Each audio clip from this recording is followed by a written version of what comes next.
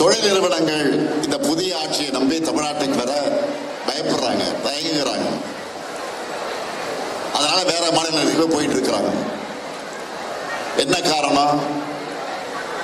சட்டம் ஒழுங்கை பத்தி சொல்லவே தேவையில்லை. பாலியல் கொடுமைகள், போதை மருந்து நடமாட்டம், பெட்ரோல் குண்டு வீச்சு, அறிவால் வெட்டுகள், கொள்ளைகள், அராஜகங்கள். டிவியை பார்த்தா, பேப்பரை படிச்சா இந்த செய்திகள் தான் கண்ணில் படும். அதுலேயும் குறிப்பா நிறைய குற்றங்கள்ல ஆளுங்கட்சிக்காரங்கள சம்பந்தப்பட்டிருக்கிறாங்க. இதுதான் வேதனை. இன்னொரு பக்கத்தில் மின்வெட்டு, விவசாயிகள் போராட்டம், பல்வேறு பிரச்சனைகள். ஆனா எதை பத்தி கவலைப்படாம ஒரு டேக் டைவர்ஷன், திசை திருப்புற வேலையில இந்த ஆட்சி நடந்துட்டு இருக்காங்களே தவிர இவங்களோட டெக்னிக் மக்களுக்கு இப்ப புரிய ஆரம்பிச்சிருச்சு. இப்பதான் பேச ஆரம்பிச்சிருக்கிறாங்க. தப்பு பண்ணிட்டோம். ஓட்டு போட்டவங்களும் கஷ்டப்படுறாங்க, ஓட்டு போடாதவங்களும் கஷ்டப்படுறாங்க. அவங்களே இப்ப தன்னெழுச்சியா பல இடங்கள்ல போராட ஆரம்பிச்சிருக்கிறாங்க. ஆட்சியாளர்கள் இன்றைக்கு பாத்தீங்கன்னா அமைச்சர்களும் எங்கேயாவது கார்ல டூர் போகும்போது, நிகழ்ச்சிக்கு போகிற போது வழிமறிச்சு கேள்வி கேட்க ஆரம்பிச்சிட்டாங்க. இந்த சூழல்ல மக்களுக்கு துணையாக நாம தான் இருக்கணும். தமிழ்நாட்டை காக்கிற பொறுப்பு கடமையும் திராவிட முன்னேற்ற கழகத்தான் அதிகமாக இருக்கு. ஏன்னா நாம பார்த்து பார்த்து வளர்த்த தமிழ்நாட்டை சீரழிய விடக்கூடாது. ஏதோ ஒரு தேர்தலில் வெற்றி வாய்ப்பு இழப்பது என்பது பெரிய வீழ்ச்சி அல்ல. எத்தனையோ வெற்றியை பார்த்திருக்கிறோம், எத்தனையோ தோல்வியும் பார்த்திருக்கிறோம். திமுகவை போல வெற்றி பெற்ற கட்சியும் கிடையாது, தோத்திருக்கக்கூடிய கட்சியும் கிடையாது. ரெண்டுலயும் நமக்கு தான் பெருமை இருக்கு. அதனாலதான் சொல்றேன், திமுக இருப்பு வாக்குச்சாவடிகளை தாண்டி லட்சக்கணக்கான உடன்பிறப்புகளான இதயத்துல இந்த இயக்கம் இருக்கு. பேரறிஞர் அண்ணாவால் உருவாக்கப்பட்டு 49ஆம் ஆண்டு கொட்டு மழையில வடசென்னை ராபின்சன் பூங்காவில தொடங்கி வைக்கப்பட்ட திராவிட முன்னேற்ற கழகம் அண்ணாவால் உருவாக்கப்பட்டு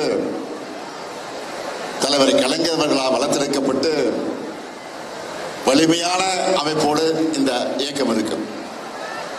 உண்மை தொண்டர்களான உடன்பிறப்புகளின் வேர்வையில, ரத்தத்துல உருவாக்கப்பட்டிருக்கக்கூடிய இந்த இயக்கத்தை எந்த கும்பலாலும் இந்த கழகத்தை வீழ்த்த முடியாது, தொட்டு கூட பார்க்க முடியாது.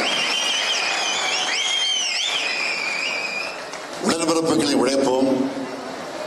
நம்ம இயக்கத்துடைய கட்டமைப்பு தான் கழகத்துடைய பெரிய பலம். அதைத்தான் இந்த இயக்கத்துடைய தலைமை தொண்டனாக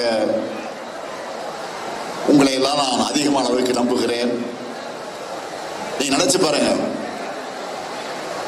நம்ம எத்தனையோ திட்டங்களை, எத்தனையோ சாதனைகளை செஞ்சு முடிச்சிருக்கிறோம். உதாரணத்துக்கு ஒன்று ரெண்டு மட்டும் நான் சொல்ல விரும்புறேன். மகளிர் உரிமை தொகை நம்ம ஆட்சிக்கு வந்த உடனே வழங்குவோம் சொன்னோம். அதே மாதிரி 1000 ரூபாய் மாதம் 15ஆம் தேதி பேங்கில், வங்கியில ஒவ்வொரு தாய் மகளிருக்கும் கணக்கில் போடப்படுது. அதே மாதிரி பேருந்துகளில் பயணம் செய்யக்கூடிய மகளிர் அவர்கள் கட்டணமின்றி பயணம் செய்வதற்கான அந்த உத்தரவு வழங்கப்பட்டு அதுவும் நடந்து கொண்டிருக்கிறது. ஆரம்ப பள்ளிக்கூடத்தை முடிச்சுட்டு கல்லூரிக்கு போகக்கூடிய மாணவர்கள், மாணவியர்கள்,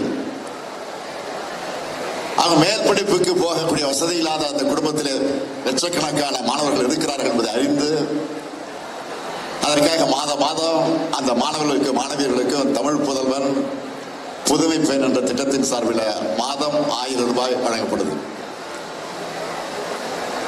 அதே மாதிரி காலை உணவு திட்டம் இந்தியாவில் விட்டல, உலகத்தில் எங்கேயும் கிடையாது.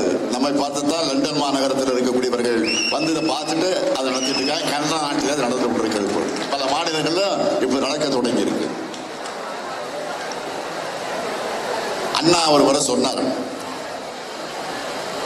தமிழ்நாட்டுக்கு தமிழ்நாடு சட்டமன்றத்தில் தீர்மானம் கொண்டு வந்து பேர் வச்சப்போ 3 முறை தமிழ்நாடு தமிழ்நாடு தமிழ்நாடுன்னு முழங்கி தமிழ்நாடு தமிழ்நாடு தமிழ்நாடு வாழ்க வாழ்கன்னு சொல்ல வச்சு அப்ப சொன்னார், இந்த தமிழ்நாட்டுக்கு தமிழ்நாடுன்ற பெயர் இருக்க வரைக்கும் என்னுடைய பெயர் அண்ணாதுரைங்கிற பெயர் மக்கள் மனசுல இருக்கும், அதை யாராலும் மாற்ற முடியாது சொன்னார். அது மாதிரி மகளிர் உரிமை திட்டமாக இருந்தாலும், பேருந்தில் பயணம் செய்வதற்கு மகளிருக்கு இலவசமாக போகலாம் என்ற அந்த திட்டமாக இருந்தாலும், காலை உணவு திட்டமாக இருந்தாலும், புதுமைப்பெண் திட்டமாக இருந்தாலும், அதே போல தமிழ் புதுமை திட்டமாக இருந்தாலும், எந்த திட்டமாக இருந்தாலும் இந்த திட்டத்தை யாராலையும் எடுக்க முடியாது, அது நிறுத்த முடியாது.